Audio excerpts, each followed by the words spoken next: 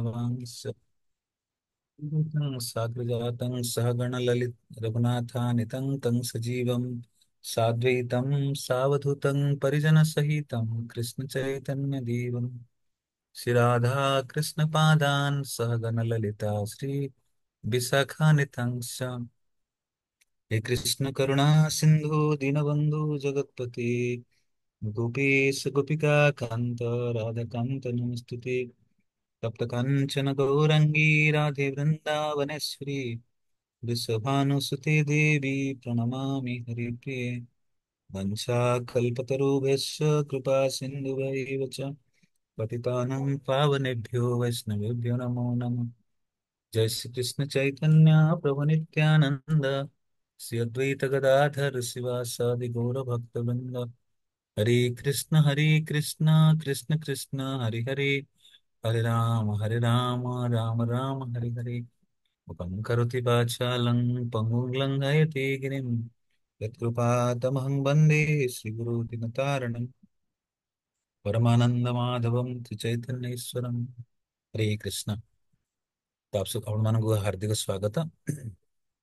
हमारे सदाचार कक्षा क्लास अंतर्गत आमे अ, मंदिर रे प्रवेश पूर्व कौन कौन सदाचार पालन करिबा गत क्लास रे आमे विशेष रूप रे चर्चा करिथिले। अ, आज आमे वैष्णव आदर विषय रे चर्चा करिबा से प्रणाम को आगु नहीं केमिति वैष्णव भितरे मधुर संबंध हबो। शास्त्र रे उल्लेख अछि स्पेशली आमे पूर्ववर्त आचार्य चरित्र देखुचे कि शिला नरोत्तम दास ठाकुर जे कि शिला लोकनाथ गोस्वामी शिष्य, शिला श्रीनिवास आचार्य जे कि शिला गोपाल भट्ट गोस्वामी पाद शिष्य, शिला श्यामानंद प्रभु जे कि शिला हृदय चैतन्य शिष्य, तीन जन अलग अलग शिष्य गुरुंकर शिष्य होगा परे मध्य सेमाने गुरुंक निर्देश क्रम रे आसी जीव गोस्वामी पाद पाखरे रहउचंती। आउ सेमान किसी भेदभाव नहीं, बड़े मधुर संबंध रे रहउचंती। तेणु आमे जिते यही विधि को स्वीकार कले वैष्णवता पालन करने पाई, तेणु आम भीतर विभेदता रही मिलमिश रहिबा गोटे परिवार सदस्य भाया रहिबा।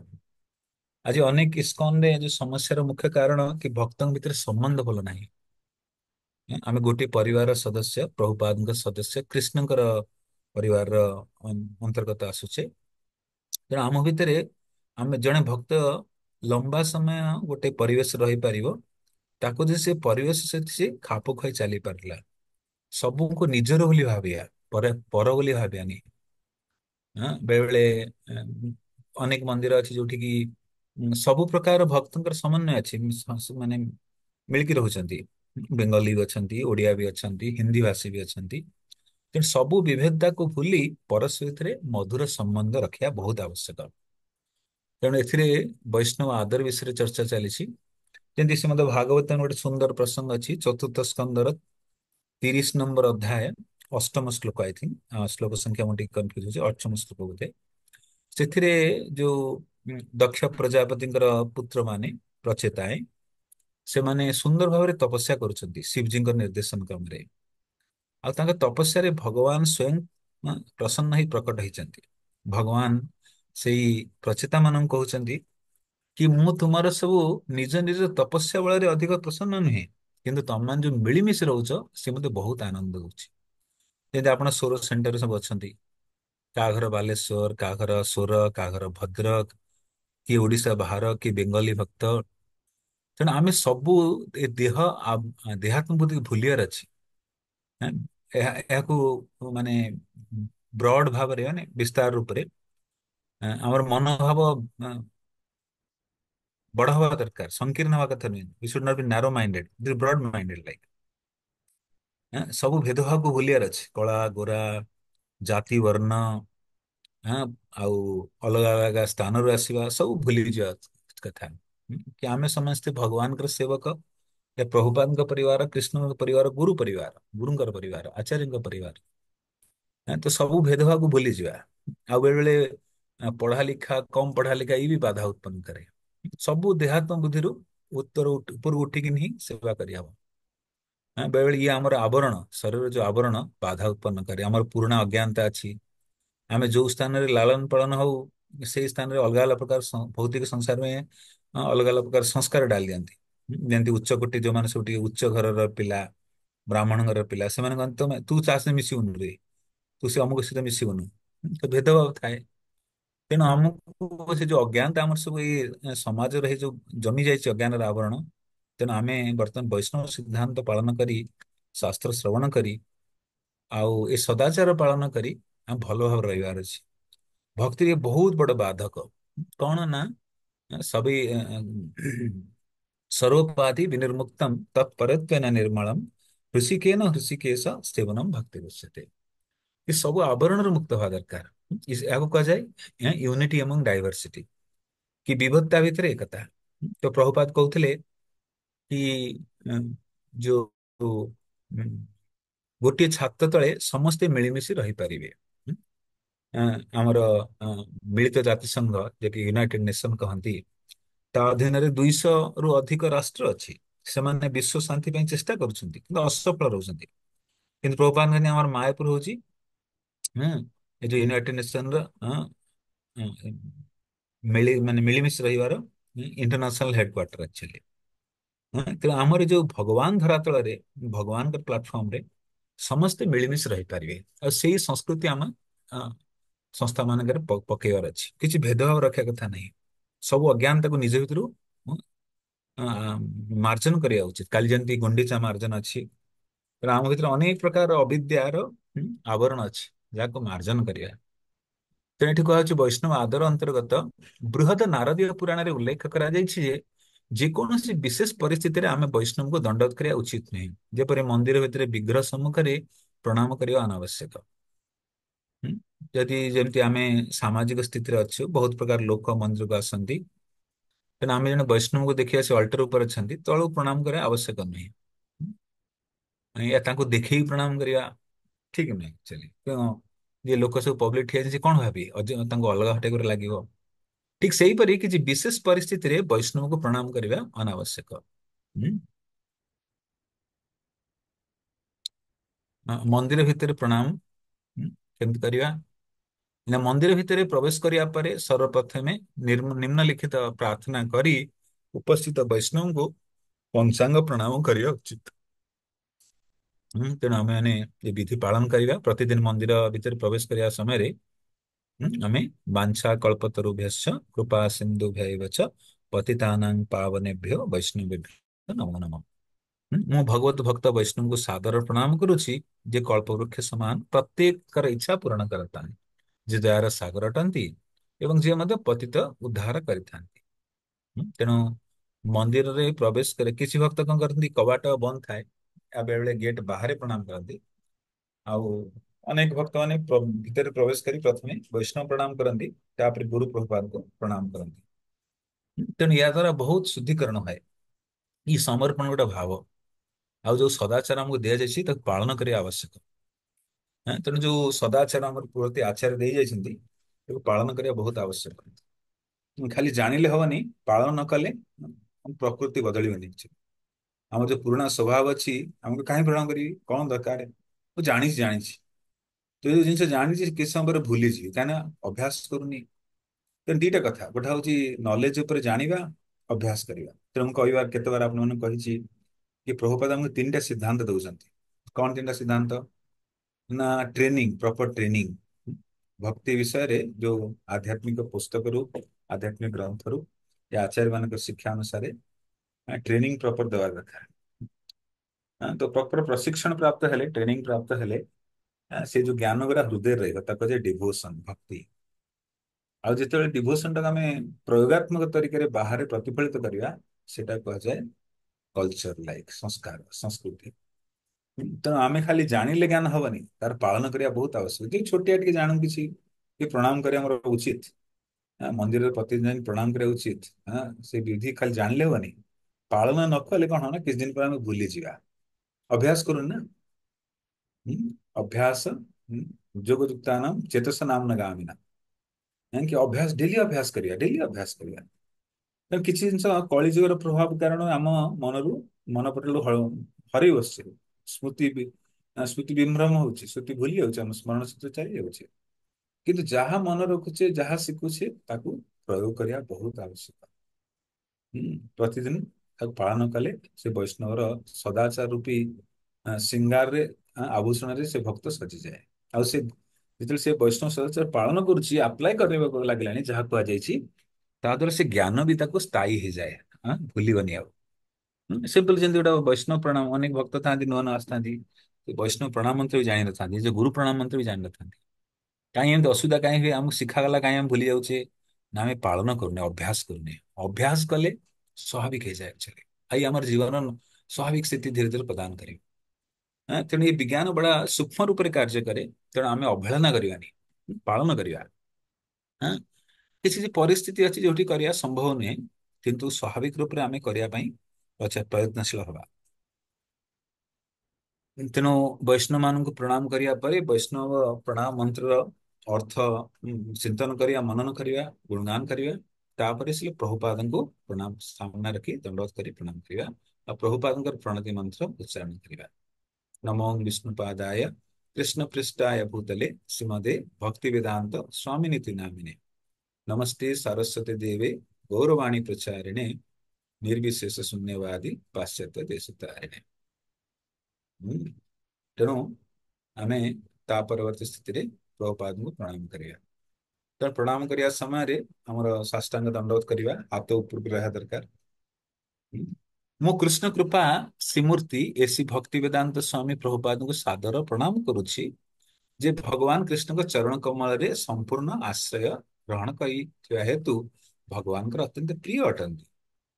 ଏଁ, ହେ ଗୁରୁ ମହାରାଜ ଶିଲ ପ୍ରଭୁପାଦ ମୋର ପ୍ରଣାମ ସ୍ୱୀକାର କରନ୍ତୁ।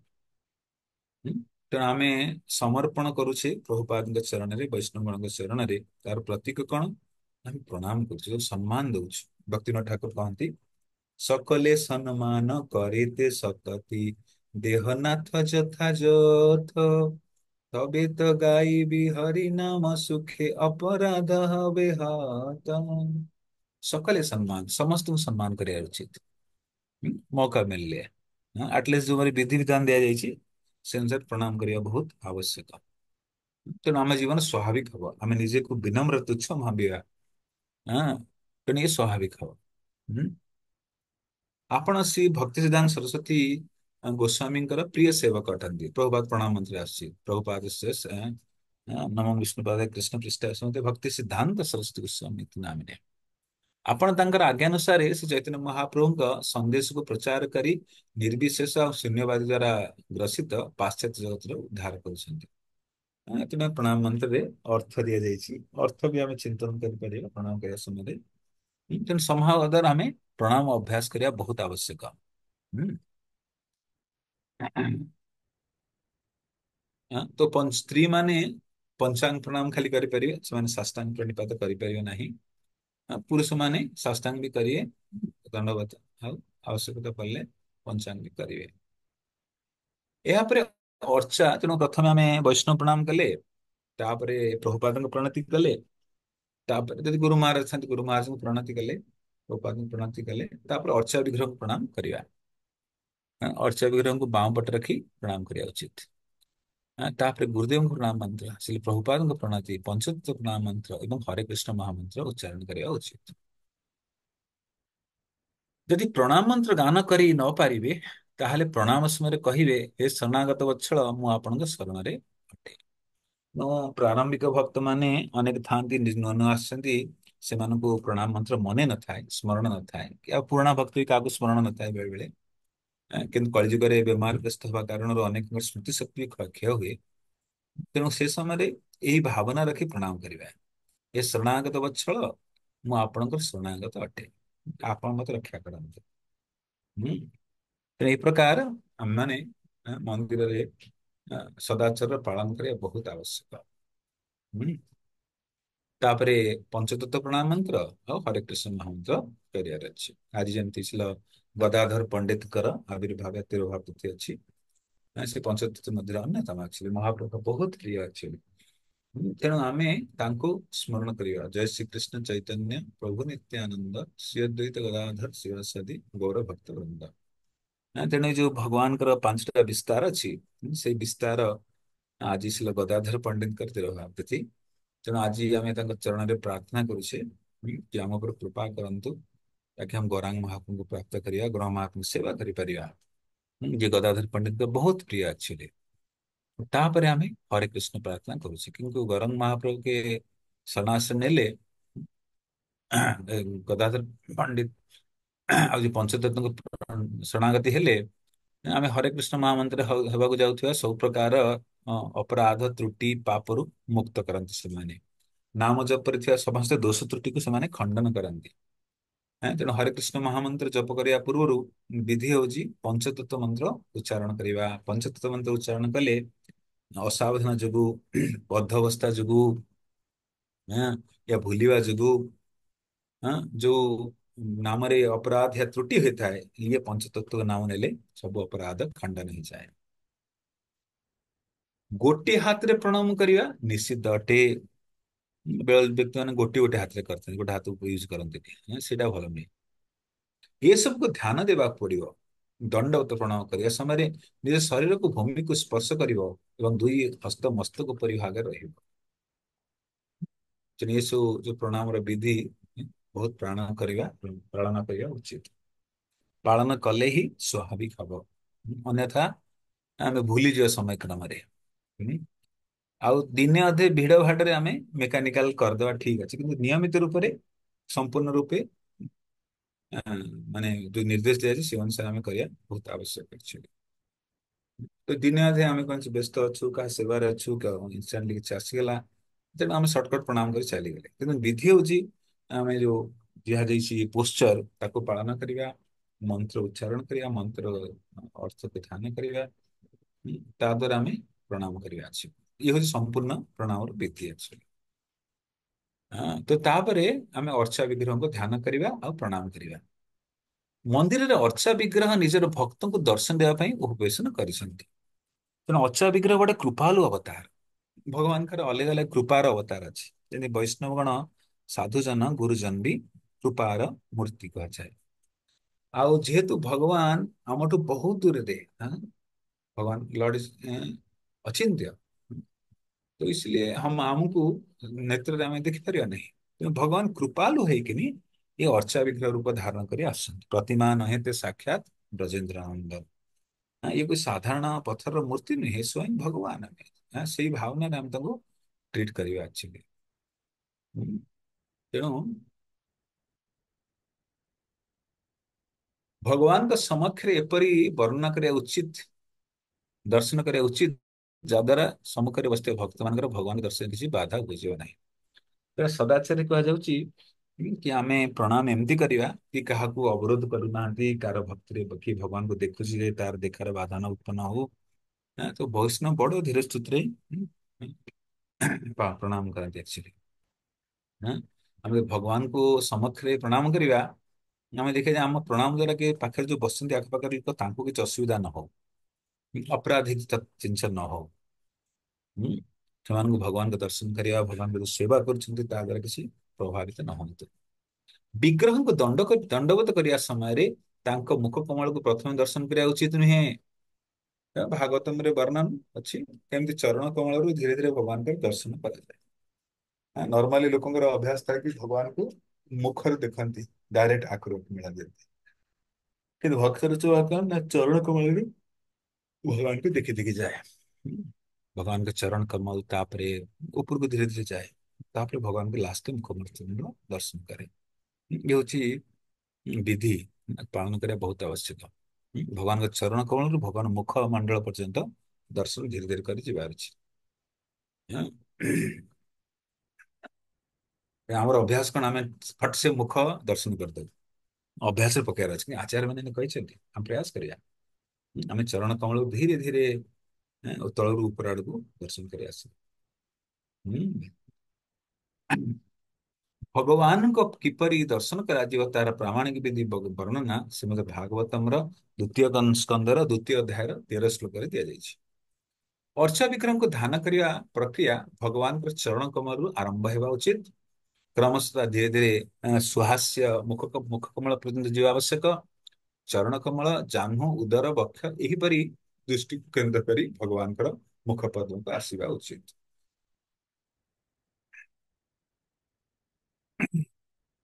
ମାନେ ଆମେ ଯଦି ଭଗବାନ ଦର୍ଶନ କରିବା ମନ୍ଦିରରେ ଡାଇରେକ୍ଟ ମୁଖମଣ୍ଡଳକୁ ଦର୍ଶନ କରିବା ନାହିଁ, ଇଏ ସଦାଚାର ନୁହେଁ। ଦର୍ଶନ କେମିତି କରିବା? ଚରଣ କମଳରୁ ଦର୍ଶନ କରି କରି ଯିବା। ହୁଁ। ପ୍ରଥମେ ଚରଣ କମଳ ଦର୍ଶନ କରିବା, ଧୀରେ ଧୀରେ ଉପରକୁ ଉଠିବା। ହୁଁ। ତାପରେ ଚରଣ କମଳ ପରେ ଜାନୁ, ହଁ, ତାପରେ ଉଦର, ବକ୍ଷ, ଏଇପରି ଧୀରେ ଧୀରେ ଉପରକୁ ଉଠିବା ମୁଖମଣ୍ଡଳ ଦର୍ଶନ କରିବା ପରେ। ଭଗବାନଙ୍କର ଅଙ୍ଗର ବିଭିନ୍ନ ଭାଗ ଉପରେ ମନ ଯେତେ ଅଧିକ ସ୍ଥିର ହେବ, ସେତେ ଅଧିକ ଆମର ମନ ଏବଂ ବୁଦ୍ଧି ଶୁଦ୍ଧିକରଣ ହବ। ତ ବେଳେ ବେଳେ ଜଣେ ଜଣେ ଭକ୍ତ ଯାଆନ୍ତି, ଦର୍ଶନ ଫଟକିନି କରି ବାହାରିଗଲେ। ନା, ତ ଟିକେ ସ୍ମରଣ କରିବା, ଭଗବାନଙ୍କ ରୂପ ଦର୍ଶନ କରିବା। କେତେ ଶୃଙ୍ଗାର କରି ପୂଜାରୀ କେତେ କଷ୍ଟ କରି ମେହନତ କରି ଶୃଙ୍ଗାର କରିଛନ୍ତି। ଆମେ ପଢି ଭାବଧାରା ସହିତ ଦର୍ଶନ କରିବା, ହଡବଡି ହବାନି, ଦର୍ଶନ କରିବା।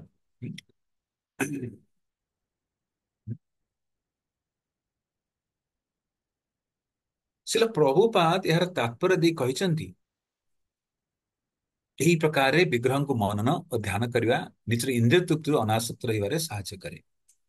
ନା, ତ mind should not be idle. Mind should be utilized in thinking of Lord.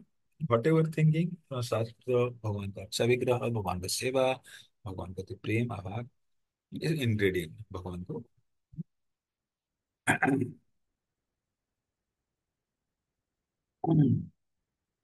ତ ପ୍ରଭୁପାଦ କହୁଛନ୍ତି, ଆମେ ବିଗ୍ରହଙ୍କୁ ମନନ ଓ ଧ୍ୟାନ କରିବା ନିଜର ଇନ୍ଦ୍ରିୟ ତୃପ୍ତିରୁ ଅନାସକ୍ତ ରହିବାରେ ସାହାଯ୍ୟ କରେ। Idol mind is devil workshop. ଖାଲି ମନ, ହଁ, ଅସୁରର ଘର, ଶୈତାନ ଗାଁ, ଖାଲି ଦିମାଗ ଶୈତାନ ଘର, ଏମ୍ପ୍ଟି ଡେଭିଲ୍ସ। ଖାଲି ମନ ହରାଇଲେ କଣ ହବ ନା, ଏସବୁ ଚିନ୍ତନ କରିବ। ତେଣୁ ଆମେ ଅର୍ଚା ବିଗ୍ରହ ସୁନ୍ଦର ରୂପ ଦର୍ଶନ କଲେ ବାକି ସମୟରେ ଭଗବାନଙ୍କୁ ଚିନ୍ତନ ମନନ କରିପାରିବା। ହୁଁ। ତେଣୁ କୁହାଯାଏ ଯେ ଭଗବାନଙ୍କର ଅର୍ଚା ବିଗ୍ରହ, ଆଁ, ଯିଏ ତାଙ୍କର ଭଗବାନଙ୍କର ଏଇ ଯୋଉ ଭ୍ରୁଲତା ଦର୍ଶନ କରେ, ଆଖି ଉପରେ ଯୋଉ ଭ୍ରୁଲତା ଅଛି, ତା ଦର୍ଶନରେ ଯୋଉ କାମ ଭାବନା କାହା ଭିତରେ ଥାଏ, ସେ କାମ ଭାବନା ଧୀରେ ଧୀରେ କମିଯାଏ। ଆକୁ ଶ୍ରଦ୍ଧା ପୂର୍ବକ ରଖି କରିବାର ଅଛି।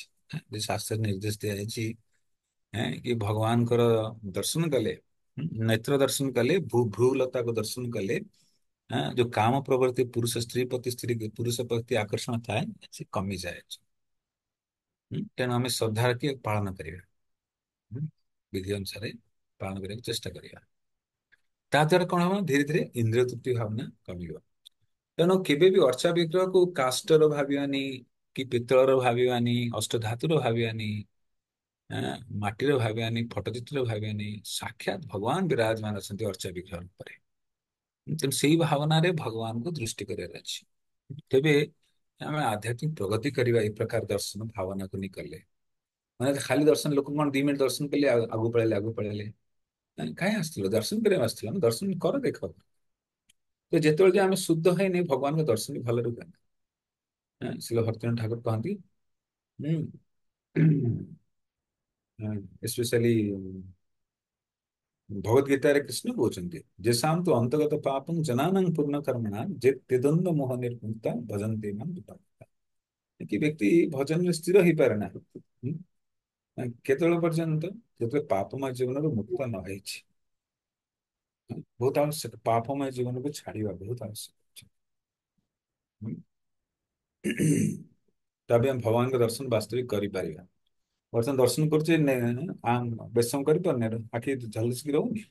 କିନ୍ତୁ ମହାପ୍ରଭୁ ଯେତେବେଳେ ଜଗନ୍ନାଥ ପୁରୀରେ ପ୍ରବେଶ କରୁଥିଲେ, ଗରୁଡ ସ୍ତମ୍ଭ ପଛରେ ଠିଆ ହଉଥିଲେ, ସେ ଜଗନ୍ନାଥଙ୍କର ଦର୍ଶନର ବାସ୍ତବିକ ଅମୃତକୁ ଆସ୍ୱାଦନ କରୁଥିଲେ। ଯେମିତି ଆମର କାଲି ଗୁଣ୍ଡିଚା ମାର୍ଜନ ପରେ ନେତ୍ର ଉତ୍ସବ ହବ, ନେତ୍ର ଉନ୍ମିଳନ। ତେଣୁ ସମସ୍ତେ ଭକ୍ତମାନେ ଉତ୍କଣ୍ଠାରେ ଅଛନ୍ତି ଭଗବାନଙ୍କୁ ଦର୍ଶନ କରିବା ପାଇଁ। 15 ଦିନ ହେଲା ଜଗନ୍ନାଥଙ୍କୁ ଦର୍ଶନ କରିନାହାନ୍ତି, ଦର୍ଶନ କରିବା ବହୁତ ଉତ୍କଣ୍ଠା। ହଁ। ତେଣୁ ଭଗବାନଙ୍କୁ ଦର୍ଶନ କରିବା ବହୁତ ଆବଶ୍ୟକ ଅଙ୍ଗ, ଭକ୍ତର ଆବଶ୍ୟକ ଅଙ୍ଗ। ତାକୁ ବଡି ସାବଧାନରେ କରିବାର ଅଛି ଭଗବାନଙ୍କ ଦର୍ଶନ। ଚୈତନ୍ୟ ମହାପ୍ରଭୁ ଘଣ୍ଟା ଘଣ୍ଟା ଦର୍ଶନ କରୁଥିଲେ, ନୀଳାଚଳ ଯାଇ ଗରୁଡ ସ୍ତମ୍ଭରେ ପଛରେ ଠିଆ ହେଇ ଜଗନ୍ନାଥଙ୍କୁ ଦର୍ଶନ କରୁଥିଲେ। ତାଙ୍କ ହୋସ ହବାସ ନେଇ ରହୁଥିଲା। ଜଣେ ବୁଢୀ ମା ଥରେ ତାଙ୍କ ଉପରେ ଚଢିଗଲା, ଭାବିଲା କି ପଥର ପଥର ପଥର ହବ ତ, କୌଣସି ଦିବାର ହେଇଥିବ। ସେ ଯାଇ ଦର୍ଶନ କଲା। ଶିଷ୍ୟମାନେ ଆସିଲେ କି ମହାପ୍ରଭୁ ତାକୁ ଓହ୍ଲେଇ ଦେବା, ସେ ଆପଣଙ୍କୁ ଚଢି ଯାଇଛି। ମହାପ୍ରଭୁ କହିଲେ, ନାଇଁ, ତାହାର ଭାବ ଦେଖ, କେତେ ଉନ୍ନତ ଭାବ। ସେ ଜଗନ୍ନାଥ ଦେଖିବା ପାଇଁ କେତେ ଉଦ୍ବିଗ୍ନ ଅଛି। ଆମ୍ବିଳ। ତେଣୁ अर्चा विग्रह प्रति आमर विशेष रहवा दरकार। भगवान कृपा करी अनेक अनेक विग्रह रूप धारण करती। ता भीतर अर्चा विग्रह अन्यतम। अर्चा विग्रह दर्शन करवा। चैतन्य महाप्रभु जो प्रथम थर जगन्नाथपुर में प्रवेश कले, सी भगवान कृष्ण को देखिले, निरंतर कृष्ण को देखते, श्याम सुंदर कृष्ण। हम्म, जो जगन्नाथ जी को सी को रूप देखते चैतन्य महाप्रभु ना, श्याम सुंदर कृष्ण रूप में देखती, ब्रजेंद्र नंदन कृष्ण रूप में देखती। हैं कि प्रतिमा नहे तो साक्षात ब्रजेंद्र नंदन, साक्षात भगवान ठिया सम्मुखें, यही भावना ही दर्शन करिया। हम्म।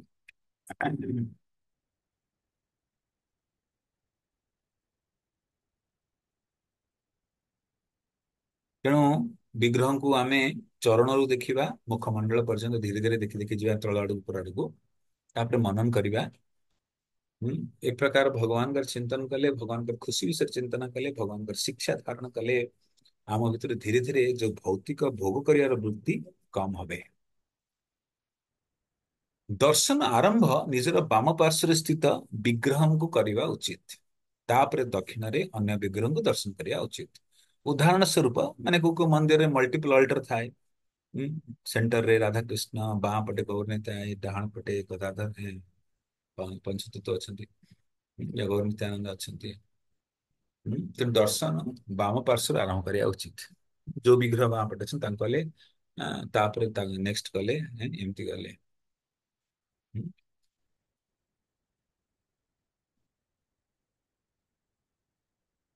तो यहीपरि दर्शन कर विधि बताई जाऊँगी, केमती आम क्रमशः दर्शन करवा।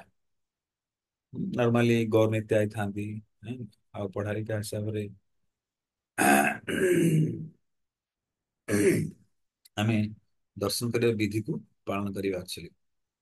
तो नॉर्मली मंदिर मानक बाम पार्श्व गौर नित्यानंद रखा था। अनेक स्थान रे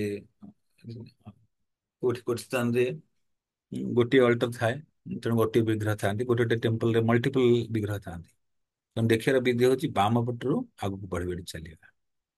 जमी वृंदावन रे बाम पटे गौर नित्यानंद, तापरे राधा श्याम सुंदर, सॉरी, तापर कृष्ण बलराम, दक्षिण पार्श्व जाइए श्याम सुंदर। तेणु बाँ रु डाहाण आड़ को धीरे धीरे दर्शन कर आग को बढ़िया। ये सदाचार, ये सदाचार पालन करें बहुत आवश्यक। तेणु ये हूँ टोटाल मंदिर भीतर प्रवेश करवा, अर्चा विग्रह प्रणाम करवा, अर्चा विग्रह दर्शन कर विधि सब वर्णन है। हम्म। तापर आमे परवर्ती कक्षा रे मंदिर भितर रहिवा समय कौन कौन जो सदाचार पालन कर विषय आम चर्चा करवा। तो आज आम कौन चर्चा कले, आज आम चर्चा कले जे केमती आम वैष्णव भितर भल संबंध सम्मान कले, प्रणाम कले परस्पर को प्रेम बढ़। आम जदि अलग अलग रहा, भक्त भितर मिलमिशी न रहा, ताले बेसी समय आम रही पारिबानी, बेसी दिन आम संस्था रही पारिबानी, भेदभाव कले आम रही पारिबानी। जो परिवेश रे रहिबा से परिवेश हमको आनंदप्रद लगे दरकार, आम निज परिवार लगे दरकार, सब भक्त मान सहित मिलमिशी रहिबार अछि, तेबे आमे लंबा रही पारिबा। जदि आमे ए सब पालन न करिवा, जो विधि कहा जाउछि, तेणु जो भक्त माने संस्था छाड़ी चलीगले, ये महत्वपूर्ण प्रक्रिया हाथ रू खरे बसिले, तार मुख्य कारण एया कि जो परिवेश रोचे आमको से भल लगुनि, अपराध कले एमती स्थिति आसी जाए। हाँ? आमर भक्त मान जो परिवेश रोचे से परिवेश भल न लगे, संसार भल लगे, एठिकार प्रसाद भल न लगे, बाहर प्रसाद भल लगे। तेणु आम जो जगह अच्छी बढ़िया आनंद पूर्वक रहा, मिलमिश रहा, वैष्णव आदर पूर्वक रहा, एक दूसरे सेवा करी रहा, गोटे परिवार भाव रहा, ताहले आम भितर भेदभाव रही, क्या शत्रु मानिया ना, सब गोटे परिवार आम। तेणु ये आदर बहुत आवश्यक, आदर कर सरल विधि हूँ परस्पर को प्रणाम करवा। बेले बेले गौड़िया मठरे भक्ति सिद्धांत महाराज जो थे, अनेक समय मैनेजर जाए कंप्लेन करे कि महाराज ये बहुत लड़ाई झगड़ा होची मंदिर रे। तेणु कोई महाराज पचारे की लड़ाई कर नहीं क्या समय पाक, महाराज कहे तमें तार 5टा गुण कह, ये तार 5टा गुण कह। हाँ, जो जन आम संसार कौन करना समस्त दोष त्रुटि देखू, किंतु भक्त माने समस्त गुण देखा, आज भल गुण देखा, गुण देखी आनंदित होती। ହୁଁ? ତେଣୁ ଭକ୍ତିସ୍ଥାନ ମହାରାଜ କଣ କରୁଥିଲେ ନା ଯେତେବେଳେ ଦେଖନ୍ତି ମଠରେ ଲଢେଇ ଝଗଡା ହଉଛି ଦି ପାର୍ଟି ଭିତରେ, ଦି ପାର୍ଟିକି ନେଇ ଡକେଇ ଦେବେ, କହିବେ ପରସ୍ପରକୁ ପ୍ରଣାମ କର। ଆଉ ତାପରେ କହିବେ ଆପଣ ତାହାର 5ଟା ଗୁଣ କହନ୍ତୁ, ଆପଣ କହିବେ ତମେ ତାହାର 5ଟା ଗୁଣ କହ। ଏ ଦ୍ୱାରା କଣ ହବ ନା ଧୀରେ ଧୀରେ ସମ୍ବନ୍ଧ ବଢିବ। ସମ୍ବନ୍ଧ ବଢିଲେ ଆମେ ମନ୍ଦିର ଭଲ ଲାଗିବ, ମିଳିମିଶି ରହିବା, ସମ୍ମାନ ଦେଇ ରହିବା, ସମସ୍ତଙ୍କୁ ଆପଣାର ଭାଞ୍ଜାନୀ ରହିବା, ଆଦର ଦବା, ସେବା ଆମର ଯେତେ ସମ୍ଭବ ଆମେ କରିବା। ତେଣୁ ଏସବୁ ପାଳନ କଲେ ଆମେ ଭିତରେ ସମ୍ପର୍କ ଗଢି ଉଠିବ। ସମ୍ପର୍କ ନ ରହିଲେ ଆମେ ବେଶୀ ସମୟ ରହିପାରିବା ନାହିଁ। ଆଧ୍ୟାତ୍ମିକ ଜୀବନରେ ବହୁତ ଆବଶ୍ୟକ ଭକ୍ତ ସମାଜରେ ଭଲ ସମ୍ପର୍କ ନେଇ ଚାଲିବା। ଅନେକ ଭକ୍ତଙ୍କର ଅନୁଭୂତି କି ହୁଏତ ଆମେ ଦର୍ଶନ ଭଲ କି ଜାଣିନି, philosophy is very highest, we may not be knowing completely all the philosophies, କିନ୍ତୁ ଆମ ଭିତରେ ଯୋଉ ସମ୍ବନ୍ଧ ଅଛି ବୈଷ୍ଣବ ମାନଙ୍କ ଭିତରେ, ଯୋଉ ପୂର୍ବବର୍ତ୍ତୀ ଆଚାର୍ଯ୍ୟ ବିଷୟରେ ମୁଁ ଉଦାହରଣ ଦେଲି, ନରୋତ୍ତମ ଦାସ ଠାକୁର, ଶ୍ୟାମାନନ୍ଦ ପଣ୍ଡିତ ଆଉ ଶ୍ରୀନିବାସ ଆଚାର୍ଯ୍ୟ କିନ୍ତୁ ମିଳିମିଶି ରହୁଥିଲେ। ସେଇଥିପାଇଁ ନରୋତ୍ତମ ଦାସ ଠାକୁର ଜିଆ ନୀଳ ପ୍ରେମଧନ ଭଜନ ଲେଖିଲେ। ଶ୍ରୀନିବାସ ଆଚାର୍ଯ୍ୟଙ୍କର ବିୟୋଗ ସହନ କରିପାରୁନାହାନ୍ତି, ଏତେ ମଧୁର ସମ୍ବନ୍ଧ। ତେଣୁ ବହୁତ ଜରୁରୀ ଯୋଉ ଆଶ୍ରମ ଆମେ ରହୁଛେ ତାଙ୍କ ଭିତରେ ବହୁତ ମଧୁର ସମ୍ବନ୍ଧ ରହିବା ଆବଶ୍ୟକ। ତେଣୁ ସମ୍ବନ୍ଧ और ମିଠା ହୁଏ, ଗାଢା ହୁଏ, ଆମେ ପରସ୍ପରକୁ ପ୍ରଣାମ କଲେ, ପରସ୍ପର ସହିତ ଆଚରଣ ଭଲ କଲେ, ସଦାଚାର ପାଳନ କଲେ, ଏହା ଦ୍ୱାରା ସମ୍ବନ୍ଧ ଆହୁରି ନିବିଡ଼ ହବ। ହୁଁ।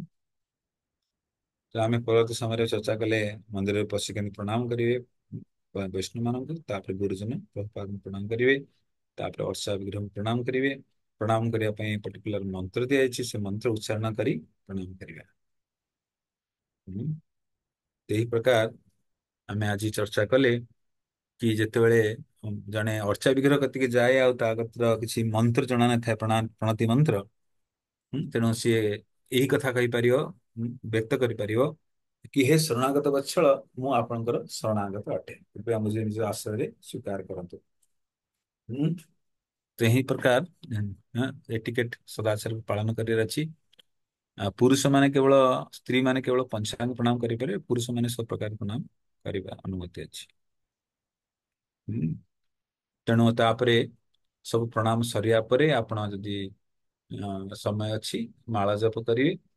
ପ୍ରତିଦିନ ମାଳା ଜପ କରିବା ଦରକାର, ସମୟ ଖାଲି ସମୟରେ ବି ମାଳା ଜପ କରିବା ଦରକାର। ଏମିତି ନାଇଁ କି 16 ମାଳା କରି ଟାଙ୍ଗି ଦେଲେ ଆଉ କିଛି ମାଳା କରିବାର ନାହିଁ। ନା, ଆମେ ଯେତେବେଳେ ଖାଲି ରହିବା ଏକ୍ସଟ୍ରା ମାଳା କରିବା ପ୍ରୟାସ କରିବା ଆମେ। ତେଣୁ ମାଳା କରିବା ପୂର୍ବରୁ ସଦାଚାର ହଉଛି କି ଆମେ ଯୋଉ ପଞ୍ଚତତ୍ଵ ଅଛନ୍ତି ତାଙ୍କୁ ଆଶ୍ରୟ ନେବା, ତାଙ୍କୁ ପ୍ରାର୍ଥନା କରିବା।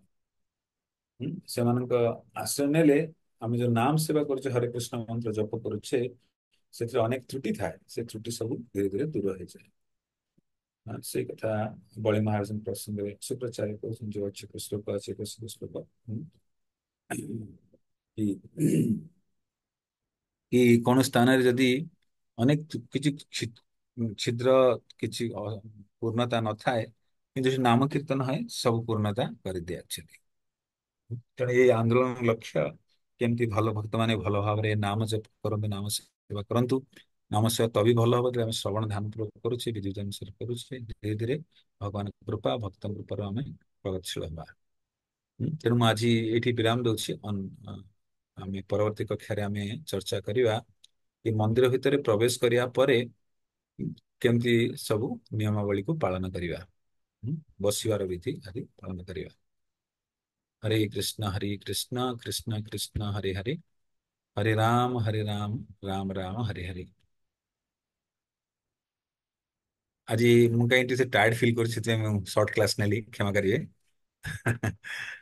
ମୁଁ ଆକ୍ଚୁଆଲି ରେଷ୍ଟ କରିବାରେ ପଡିଯାଇଥିଲି, ମୁଁ ଉଠିଗଲି, ଆମର ସଦାନନ୍ଦକୁ କଲ୍ କଲେ।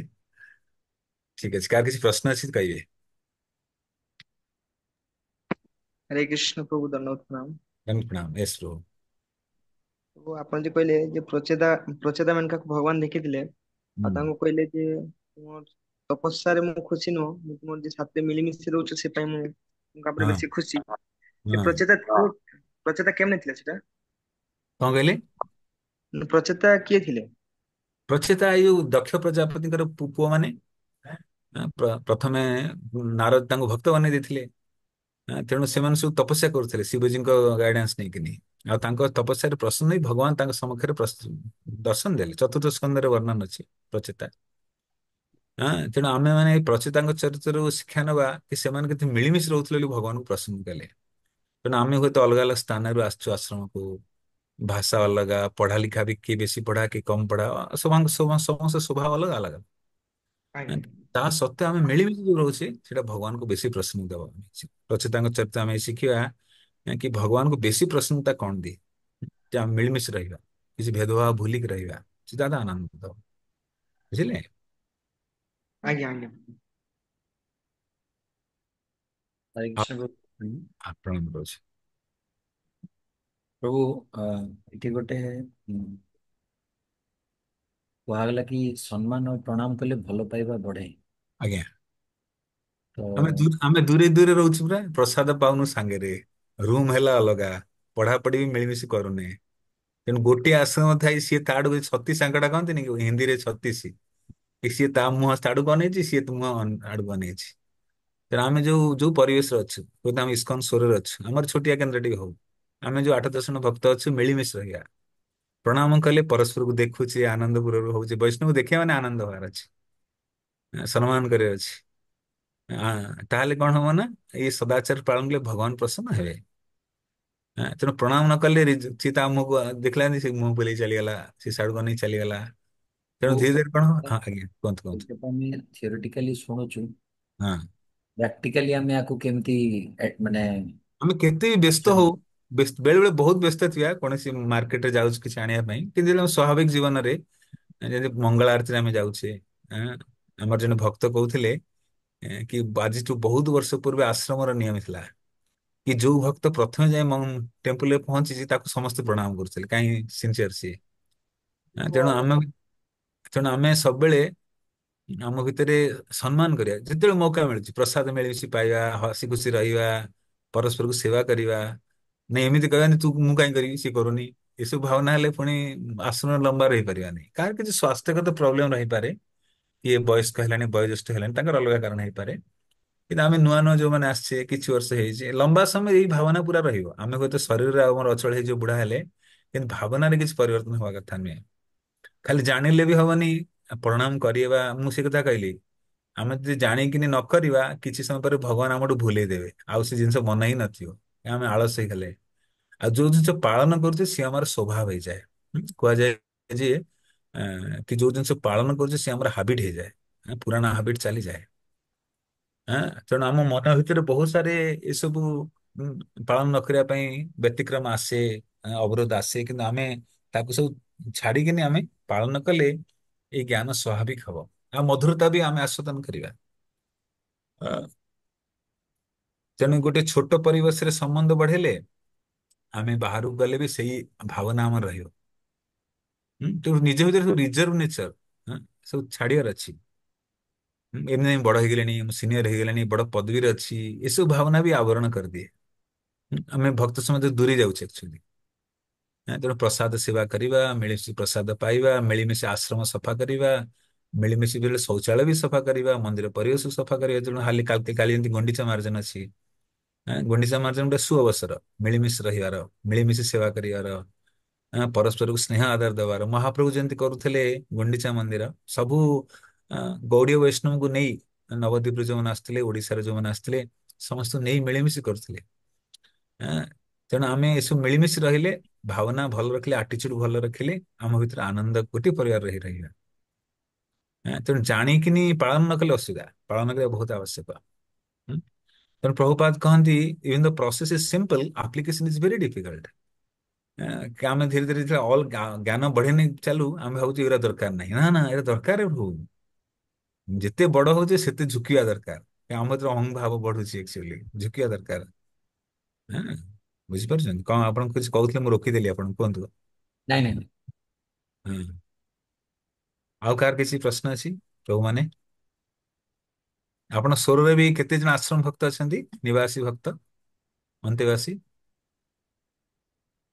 13 ଜଣ ପ୍ରଭୁ। 13 ଜଣ, ଆଚ୍ଛା ଆଚ୍ଛା। ଏ ଯୋଉ ୟେଲୋ ବାଲେ କୋଉଠି ଟ୍ରେନିଂ ନେଇ ଆସୁଛନ୍ତି, ନା ସେଇଠି ଲୋକାଲ ଟ୍ରେନିଂ ହଉଛି? ଏଠି ଲୋକ ମନ୍ଦିରରେ ଟ୍ରେନିଂ। ଆଜ୍ଞା ଆଜ୍ଞା, ଠିକ ଅଛି। ହୁଁ, ତେଣୁ ଆପଣ ଯୋଉ ମିଶନରେ ଆସିଛନ୍ତି, ଯୋଉ ଉଦ୍ଦେଶ୍ୟରେ ଆସିଛନ୍ତି, ଯୋଉ ଲକ୍ଷ୍ୟ ରଖି ଆସିଛନ୍ତି, ଲକ୍ଷ୍ୟରୁ ଚ୍ୟୁତ ହେବେନି, ତାହେଲେ ଆପଣ ଲମ୍ବା ରହିପାରିବେ। ଆଉ ଭଗବାନଙ୍କର ଅସୀମ କୃପା ଯେ ବର୍ତ୍ତମାନ ଯୋଉ ନୂଆ ପିଢି ଜଏନ କରୁଛନ୍ତି, ବହୁତ ସରଳ ହୃଦୟ। କିଛି ଖରାପ ଅଭ୍ୟାସ ନାହିଁ, ଆଉ ସେମିତି କିଛି ଜଟିଳତା ନାହିଁ। ସେମାନେ ଲମ୍ବା ରହିପାରିବେ ଆକ୍ଚୁଆଲି, ଖାଲି ଭଲ ଟ୍ରେନିଂ ଦେଲେ ତାଙ୍କୁ। ତେଣୁ ଆମେ ଆମ ଭିତରେ ଯୋଉମାନେ ସବୁ ବରିଷ୍ଠ ପୁରୁଣା ଭକ୍ତ ଅଛନ୍ତି ପ୍ରଭୁ ଏମାନଙ୍କୁ। ଆଜ୍ଞା ଜଷ୍ଟ ଆଜ୍ଞା ଆଜ୍ଞା। ଏଠି ଆପଣ ଅବଶ୍ୟ ଗୋଟେ ମାନେ ଭଲ ଇନଫର୍ମେସନ ଦେଲେ, କାହିଁକି ମାନେ ଆ, ଆମେ ସେଇଟା ଫିଲ୍ କରିପାରୁନୁ ଯେ ବର୍ତ୍ତମାନ ନୂଆ ପିଢିରେ କୌଣସି ଖରାପ ଅଭ୍ୟାସ ନାହିଁ।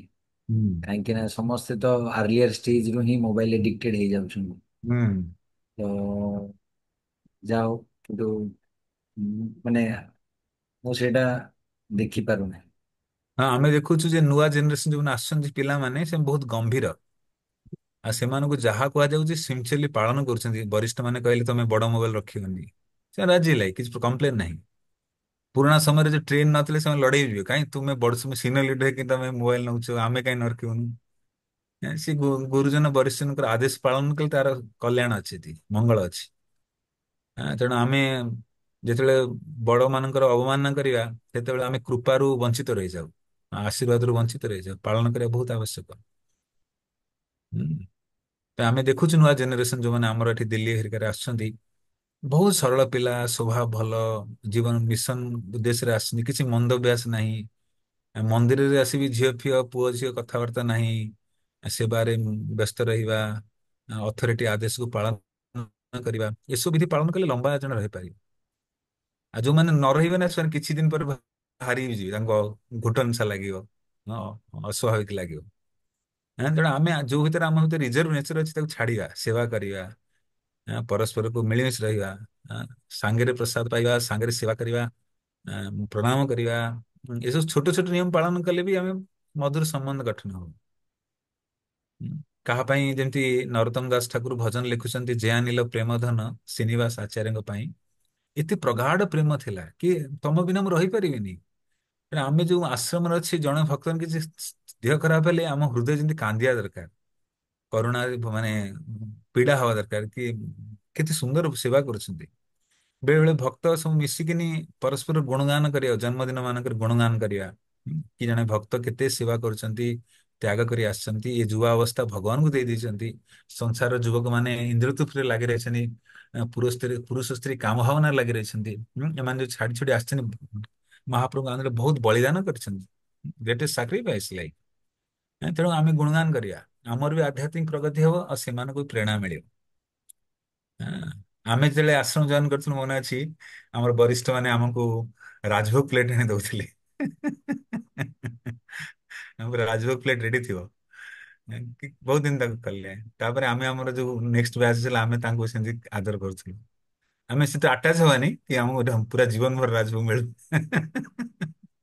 ପ୍ରାରମ୍ଭିକରେ ସ୍ନେହ ଶ୍ରଦ୍ଧା ମିଳେ, ତାପରେ ଆମେ ନିଜ ଗୋଡରେ ଠିଆ ହେଇ ଚାଲିବା। ଆକ୍ଚୁଆଲି ଆଶା କରିବାନି ଯେ ଆମକୁ ଏମିତି ସବୁବେଳେ ଦେଇଥିବେ ନା। ତେଣୁ ତେଣୁ ଆଚାର୍ଯ୍ୟ ମାନେ କହନ୍ତି, ଆରମ୍ଭରେ ଗୋଟେ ଛୋଟ ପିଲା ଯେତେବେଳେ ଚାଲିବାକୁ ଚେଷ୍ଟା କରେ, ତା ମା ତାକୁ ହାତ ଧରି ଚଲେ, ତାପରେ ହାତ ଛାଡି ତୁ ଠିଆ, ନିଜେ ନିଜେ ଠିଆ ହ ଗୋଡରେ। ତେଣୁ ବଡ ମାନେ କିଛି ଦିନ ହାତ ଧରି ଆମକୁ ଉଠାନ୍ତି, ତାପରେ ଆମକୁ ନିଜ ଗୋଡରେ ଚାଲିବାକୁ ପଡିବ। କେତେବେଳେ ଆମକୁ ଲୋକ ଖରାପ କହିବେ, ଆମର ସ୍ଥିତି ବୁଝି ପାରିବେନି, କି ଆମକୁ ନିନ୍ଦା କରିଦେବ, କାହା ଘରେ ସମ୍ମାନ, କାହା ଘରେ ଅପମାନ, ଅଲଗା ଅଲଗା ପ୍ରକାର ସ୍ଥିତି ସଂସାରରେ ଅଛି। ସବୁ ସ୍ଥିତିକୁ ସାମ୍ନା କରି ଆମକୁ ଯିବାର ଅଛି। କିଏ କଣ କହିଦେଲା ବୋଲି ମୁହଁ ଫୁଲିକି ବସିବା କଥା ନୁହେଁ। ପ୍ରଚାରରେ ଯିବେ, କିଏ କଣ କହିଦେଲା, ଆଜି ମନ ଲାଗୁନି, କଣ କାହିଁକି ସେ କହିଲା ମତେ, ଏମିତି ରଖିବା ନାହିଁ। ଖୋଲା ମନରେ ରହିବା ଆକ୍ଚୁଆଲି। କିନ୍ତୁ ବୈଷ୍ଣବତା ହଉଛି ସରଳତା। ସରଳ ରହିଲେ ଆମେ ଲମ୍ବା ଭକ୍ତ ରହିପାରିବା। 13 ଜଣ ଭକ୍ତର ଏଠି ତ କମ ଦେଖା ଯାଉଛନ୍ତି ବସିଛନ୍ତି ଯୋଉ।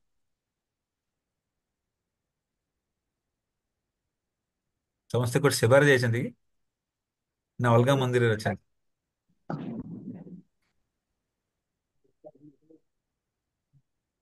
ହରେ କୃଷ୍ଣ, ଶୁଣି ପାରୁଛନ୍ତି?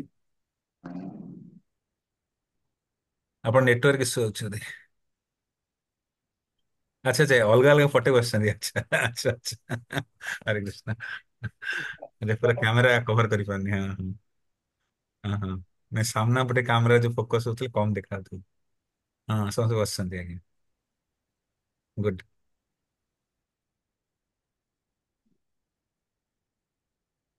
ଆଉ ଆଠୁ ଗ୍ଲୋରିୟସ୍ ଲାଇଫ କିଛି ନାହିଁ ଆକ୍ଚୁଆଲି। ଯୋଉ ଆପଣ ଯଦି ଲମ୍ବା ରହିଯିବେ ନା ଆପଣଙ୍କୁ ଲାଗିବ କେତେ ଭଲ ଜିନିଷକୁ ସ୍ୱୀକାର କରିଛନ୍ତି। ହୁଁ।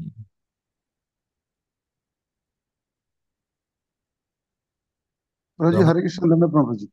ଆଜ୍ଞା। ତ ମୁଁ କହିଲି ଆମେ କେମିତି ମତେ ଟିକେ ଡ୍ରାଉଜି ଡ୍ରାଉଜି ଲାଗୁଥିଲା ତ କ୍ଲାସ ଅଟକେଇ ଦେଲି କ୍ଷମା କରି। ନା ନା ନା। ତ ଆଜ୍ଞା। ମୁଁ କହିଲି ଆମେ କେମିତି ଆପଣ ଯୋଉଟା କହିଲେ ଆଶ୍ରମ ଜୀବନ କେତେ ଗ୍ଲୋରିୟସ୍ ଲାଇଫ ଆଜ୍ଞା। ଆମେ ମାନେ ଆଟଲିଷ୍ଟ ଯୋଉ 2 ବର୍ଷ 5 ବର୍ଷ ଭିତରେ କେମିତି ଅନୁଭବ କରିପାରିବା କାହିଁକି ଆମେ ସେ ଟେଷ୍ଟ ତ ପାଉନୁ କିଭଳି ହୁଁ। ଭାବରେ କି ଏତେ ସୁନ୍ଦର ଗୋଟେ ଜୀବନ ୟାଠୁ ବାହାର ଜୀବନ ଏତେ ସୁନ୍ଦର ନାହିଁ। ହୁଁ। ପ୍ରତିମୁହୂର୍ତ୍ତ ମନେ କେମିତି ପକେଇବ ଅନେକ ସମୟ ମନ କେତେବେଳେ ଅପ୍ସ ଆଣ୍ଡ ଡାଉନ ଲାଇଫ ରେ ଭଜନରେ ଇନଷ୍ଟାଣ୍ଟଲି ହେଇପାରେ ଥରେ ଅଧେ ହବ। ଥକାବଟ ଶରୀର ଆମର କଣ୍ଡିସନିଂ ଅଛି ତେଣୁ ଟିକେ ହବ। କିନ୍ତୁ ଆମେ କମ୍ପେୟାର କରିପାରିବା କି ବାହାର ଜଗତରେ ଯୋଉମାନେ ଭଗବାନଙ୍କର ଆଶ୍ରୟ ନେଇ କେତେ ଦୁଃଖୀ ଅଛନ୍ତି ସେମାନେ। ଆମର କେତେ ହୋପ ଠୁ ବି ବଡ ଅଛି ଆଶା ଠୁ ବି ବଡ କିରଣରେ ଆମେ ଚାଲିଛେ ଆକ୍ଚୁଆଲି। ସଂସାରୀ ଲୋକର କିଛି ଆଶା ନାହିଁ କିଛି ଅଲ୍ଟରନେଟିଭ ନାହିଁ ଖାଲି ଫେଲ୍ୟୁର ହିଁ ଫେଲ୍ୟୁର। ଥରେ ପ୍ରଭୁପାଦ କିଛି ଲୋକ ପଚାରିଲେ କି ପ୍ରଭୁପାଦ ଆପଣ ଜୀବନ ଭର କୃଷ୍ଣ କୃଷ୍ଣ କୃଷ୍ଣ କୃଷ୍ଣ କୃଷ୍ଣ କୃଷ୍ଣ କରିକି ଚାଲିଲେ ଶେଷରେ ଜଣା ପଡିଲା କୃଷ୍ଣ ବୋଲି କେହି ନାହିଁ କଣ ହବ? ପ୍ରଭୁ କହିଲେ କିଛି ଖରାପ ନାହିଁ ଆମେ ଭଲ ଖାଇଲୁ ଭଲ ନାଚିଲୁ ଜୀବନକୁ ଭଲ ଭାବରେ ରହିଲୁ କିଛି ଅସୁବିଧା ନାହିଁ। ପ୍ରଭୁ କହିଲେ, ତମକୁ ଯଦି ଜଣା ପଡିବ ମୃତ୍ୟୁ ସମୟରେ କୃଷ୍ଣ ବୋଲି କିଏ ଥିଲେ ତମର କଣ ହବ? ତେଣୁ ଆମେ ଯୋଉ ଜୀବନ ଜିଉଛୁ କିଛି ନାହିଁ କମ ନାହିଁ। ଘରେ ବି ଲୋକମାନେ ଭଲ ଆହାର ଖାଇ ପାରୁନାହାନ୍ତି। ଘରେ ଲଢେଇ ଝଗଡା ଅଛି। କିନ୍ତୁ ଆମେ ଯୋଉ ମିଳିମିଶି ରହୁଛୁ କେତେ ମଧୁର ରୂପେ ଭଗବାନଙ୍କ ସେବା କରି ସ୍ୱଚ୍ଛ ଜୀବନ ପବିତ୍ର ଜୀବନ ଶୁଦ୍ଧ ଜୀବନ ଜିଉଛେ। ଏଭଳିଆ ଜୀବନରେ ଆଉ କିଛି ଉପମା ନାହିଁ ଆକ୍ଚୁଆଲି। ଆଉ ସେ ଯୋଉ ନାରକୀୟ ସ୍ଥିତିରେ ସଂସାରୀ ଲୋକମାନେ ରହୁଛନ୍ତି ଦୁଃଖଦ ସ୍ଥିତିରେ ରହୁଛନ୍ତି କେତେ କଷ୍ଟ ହଉଛନ୍ତି ଆକ୍ଚୁଆଲି। ପତି ପତ୍ନୀ ଭିତରେ ସମ୍ପର୍କ ନାହିଁ ବାପା ମା ଭିତରେ ପୁତ୍ର ଆଉ ମାତା ଭିତରେ ସମ୍ପର୍କ ନାହିଁ। ଖାଲି ବେପାର ଭଳିଆ ରହୁଛନ୍ତି ସେମାନେ। ବେଶୀ ଦିନ ଚାଲୁନି ଆକ୍ଚୁଆଲି। ଘରେ ଘରେ ଲଢେଇ ପ୍ରତି ଘରେ ଘର ଘର କି କାହାଣୀ। କୌଣସି ଘର ନାହିଁ ଯୋଉଠି ଜଟିଳତା ନାହିଁ।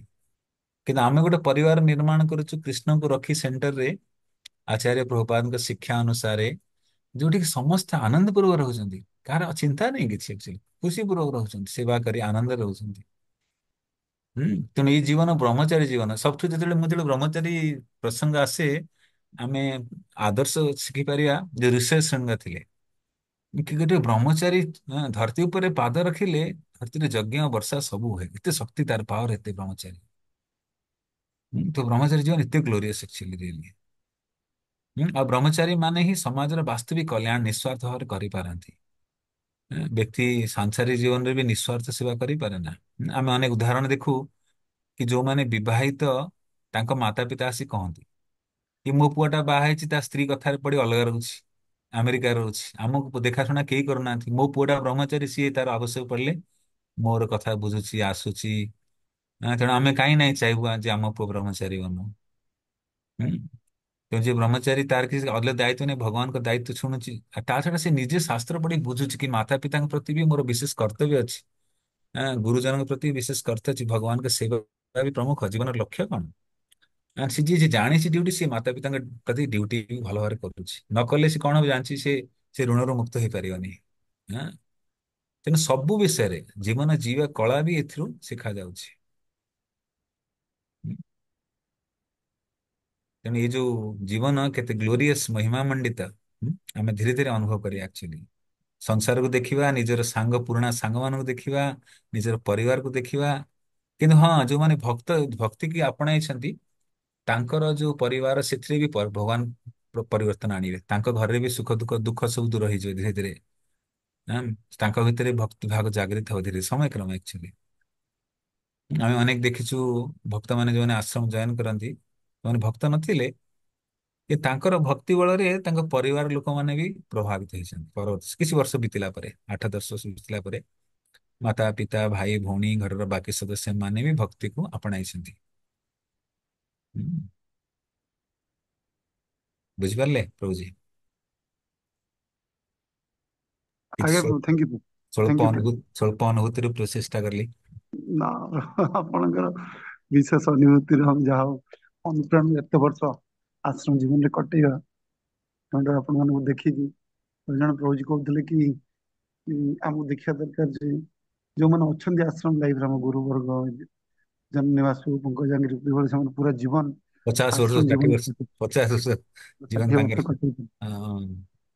ଏ ଆଶ୍ରମ ଜୀବନରେ ଯାହା ହଉ ଆପଣଙ୍କ ଆଶୀର୍ବାଦ। ଇନିସିଆଲି ଇନିସିଆଲି ଯେତେବେଳେ ଭକ୍ତ ଜଏନ କରେ ସେ ତାକୁ ଲୋକମାନେ କହିବେ ତୁ ବୁଢା ହେଲେ ତୋର କଣ ହବ, ତୁ ରୋଗକ୍ରାନ୍ତ ହେଲେ କଣ ହବ? କେହି କିଛି ରୋଗ ହେଲେ ବି ସମାଜରେ କେହି ପଚାରନ୍ତିନି। ଏଠି ତ ଆମର ବହୁତ ପରିବାର ଅଛି, ସମସ୍ତେ ନିଜକୁ ଦେଖିପାରିବେ, ସ୍ନେହ ପ୍ରେମର ବନ୍ଧା ଆମେ। ନିଶ୍ଚୟ। ତେଣୁ ଏଇ ଯୋଉ ଡାଉଟ ଗୁରା ଅଛି ମନ ଭିତରେ, ଭଗବାନଙ୍କ ଭକ୍ତି ବଳରେ ସେ ସବୁ ସବୁ ଶଙ୍କା ଚାଲିଯାଏ ଆକ୍ଚୁଆଲି ସମୟ କ୍ରମେ। ତାପରେ ମଧୁରତା ଆସେ। ଯେତେବେଳେ ମନ ଭିତରେ ଚାଲିଛି ମୁଁ ନାଲି କପଡା ପିନ୍ଧିଦେଲି, ହଳଦିଆ ପିନ୍ଧିଦେଲି, ଧଳା ପିନ୍ଧିଦେଲି, ମୋର ଭବିଷ୍ୟତ କଣ ହବ, ସିଏ ତ ଚାକିରି କରିଛି ଅମୁକ ଭାଇ ସେ ଭଲରେ ଅଛି। ଆରେ ଚାକିରି କରିଛି ଭଲ ନାହିଁ ଆମକୁ ଜଣା ପଡୁଛି, ଲୋକ ବେଳେ ଭାବନ୍ତି ବାହାରେ ଖୁସି ଖୁସି ଖୁସି ଭାବନ୍ତି, ତା ଭିତରେ ଜଳୁଛି କି ଭକ୍ତି ନ କଲେ ଭିତରେ ଜଳୁଥିବ ତାର।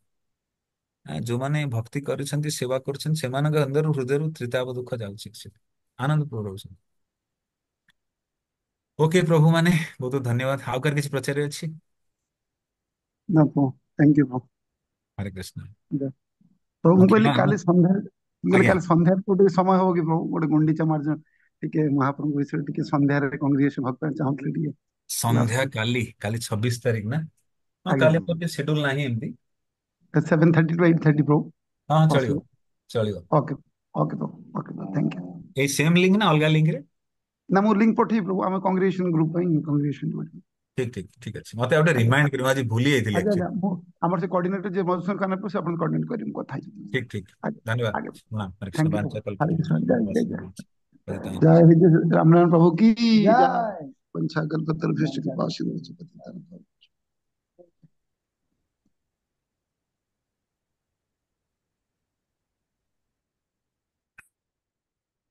क्लास रे आज पॉइंट कोन काହାର ଗୋଟେ ଗୋଟେ पॉइंट कोन तो समझते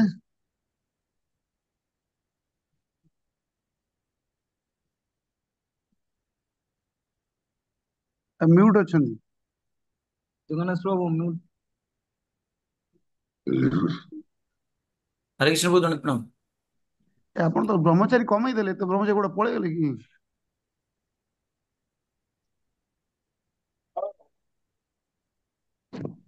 ଆପଣ 13 ଜଣ କହିଲେ, ମୁଁ ବ୍ରହ୍ମଚାରୀ ଗୋଟେ ପଳେଇଗଲେ କି?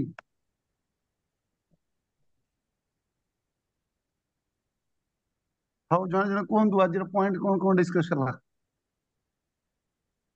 Zero point. 0 ପଏଣ୍ଟ।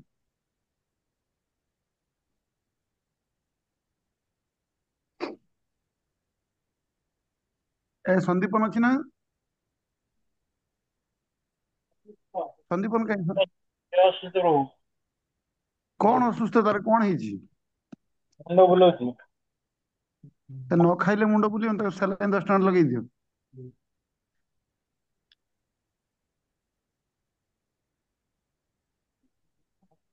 ତା ବିପି ଟା ଚେକ୍ କଲ, ବିପି ଟା ତାର। ମେସିନ ମୁଁ ନେଇ ଆସିଛି। ହଉ କୁହନ୍ତୁ ଆଜିର ପଏଣ୍ଟ କଣ କଣ?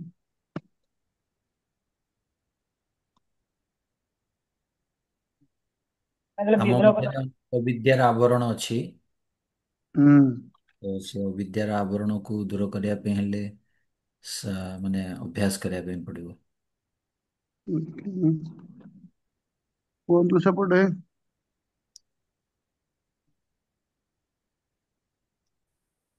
କୁହନ୍ତୁ ମେନ୍ ଗ୍ରୁପ ରୁ।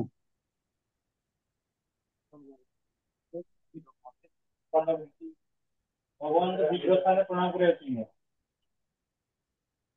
ହଁ। ଭଗବାନଙ୍କ ବିଗ୍ରହ ସାମ୍ନାରେ ପ୍ରଣାମ କରିବା ଉଚିତ।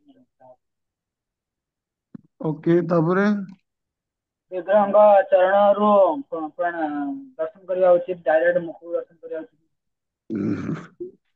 ଓକେ। ସେହି ଭକ୍ତମାନଙ୍କୁ ଆଦର ସହକାରେ ହୁଁ। ପ୍ରଣାମ କରିବା ଦରକାର। ପ୍ରଥମେ ବାମ ଓକେ। ପାର୍ଶ୍ୱ ଦର୍ଶନ କରିବା ଦରକାର। ହୁଁ। ପ୍ରଭୁପାଦଙ୍କୁ ପ୍ରଣାମ କଲା ସମୟରେ ଜୋରେ ଲାଉଡଲି ପ୍ରଣାମ କରିବା ଓକେ। ଆଉ କୁହନ୍ତୁ, ଆଉ କିଏ କୁହନ୍ତୁ ପଏଣ୍ଟ। ଏକାତ୍ର ପ୍ରଣାମ କରିବା ଅନୁଚିତ, ଏକାତ୍ର ପ୍ରଣାମ କରିବା ଉଚିତ ନା କେତେବେଳେ। ତାପରେ ଆଉ ଗୋଟେ କହୁଥିଲେ ଯେ ପୂଜାରୀ ବହୁତ ମାନେ କଷ୍ଟ କରିକି ମାନେ ଭଗବାନଙ୍କୁ ଶୃଙ୍ଗାର କରନ୍ତି, କିନ୍ତୁ ଭଗବାନଙ୍କୁ ଦର୍ଶନରେ କେତେବେଳେ ତାড়ାହୁଡା କରିବା ଉଚିତ ନା। ଭଗବାନଙ୍କୁ ଭଲ ଦର୍ଶନ କଲେ ଆମେ ଭଗବାନ ଅର୍ଚ୍ଚ ବିଗ୍ରହକୁ ଆମେ ସ୍ମରଣ କରିପାରିବା। ଆଉ ଭଗବାନ ଯେ ବ୍ରୁ ଯୁଗଳକୁ ଯଦି ଆମେ ଭଲ ଭାବରେ ଦର୍ଶନ କରିବା, ତାହେଲେ ଆମର ଯେ କାମ ଭାବ ରହେ, ମାନେ ସ୍ତ୍ରୀ ପୁରୁଷ ପ୍ରତି, ପୁରୁଷ ସ୍ତ୍ରୀ ପ୍ରତି, ଭୁଜୁଗଳ ମାନେ ଭଗବାନ ଯେ ଚକ୍ଷୁ ଉପରେ ଯେ ଭ୍ରୁ ରହୁଛି ନା, ଆଚ୍ଛା ଆଇବୁରୁ। ଆଇବ୍ରୁ, ସେଟାକୁ ଯଦି ଭଲସେ ଦର୍ଶନ କରିବେ କି ଭଗବାନ, ତାହେଲେ ସ୍ତ୍ରୀ ପୁରୁଷ ମାନେ କାମ ଭାବ ନଷ୍ଟ হয়, ସେ କଥା କହିଲେ। ଓକେ। ଆଉ କାହାର ପଏଣ୍ଟ? ଏତେ ଲୋକ ଥିଲେ କାହାର ପଏଣ୍ଟ? ଭଗବାନଙ୍କୁ ଭଗବାନଙ୍କୁ ଧ୍ୟାନ କରିବା ଆବଶ୍ୟକ। ଯଦି ଆରେ ରେକର୍ଡିଂ ଟା ଅଫ୍ କର, ରେକର୍ଡିଂ ଟା। ଧ୍ୟାନ କରିବା ତାହେଲେ ଆମେ